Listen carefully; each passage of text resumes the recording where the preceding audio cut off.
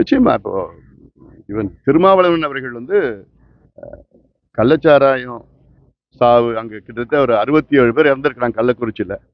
அதுக்கு திருமாவளவன் அவர்கள் சிபிஐ விசாரணை கேட்கல. ஆனால் ஆம்ஸ்ட்ராங் கொலை வழக்கில் கேட்டிருக்காரு. நாங்களும் அதுக்கு சிபிஐ விசாரணை கேட்டுருக்கோம். திருமாவளவன் கேட்டது நாங்களும் கேட்கிறோம். ஆனா இது திருமாவளவன் அவர்கள் கள்ளக்குறிச்சியில 67 பேர் இறந்திருக்கிறாங்க கள்ளச்சாராயம் சாப்பிட்டு. அதுக்கு சிபிஐ விசாரணை நாங்க கேட்டுட்டு இருக்கிறோம். ஏன் கேட்கிறோம்னா நேர்மையான விசாரணை நடத்தணும், உண்மையான விசாரணை நடத்தணும். ஏன்னா அதுல காவல்துறை அதிகாரிகள் அதுல அவங்களுடைய பங்களிப்பு இருக்கு, பெரிய அரசியல் புள்ளிகளுடைய பங்களிப்பு இருக்கு. இது வந்து பாண்டிச்சேரி, ஆந்திரா, தமிழ்நாடு 3 மாநிலத்தை சேர்ந்த பிரச்சனையா இருக்கு. அந்த மாவட்டத்தில் 20-30 ஆண்டுகள் காலமா நடந்துட்டு இருக்கு.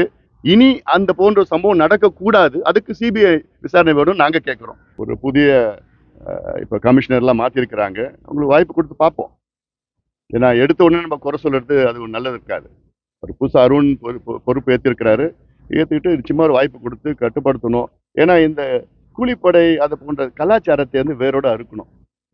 அவங்களுக்கு வந்து பயம் உண்டாக்கணும். பயம் இல்லாதனால தான் ஏதோ போறாங்க, கும்பலா போறாங்க, வெட்டிட்டு சரண் அடைகிறாங்க. அவ்வளவுதான், முடிஞ்சு போச்சு. அதுல யார் தூண்டு விட்டா, யார் பின்னணியில் இருக்கிறான்னு யாருக்கு எல்லாருக்கும் தெரியுது. ஆனாலும் அவங்களை வெளியில கொண்டு வர்றது இல்லை. இதுதான் நடக்குது. இதை முதல்ல கட் பண்ணாலே போதும். மற்ற ஓரளவுக்கு கொஞ்சம் அமைதியா இருக்கும். செய்திகளை உடனுக்குடனும் துல்லியமாகவும் தெரிந்து கொள்ள சப்ஸ்கிரைப் பண்ணுங்க.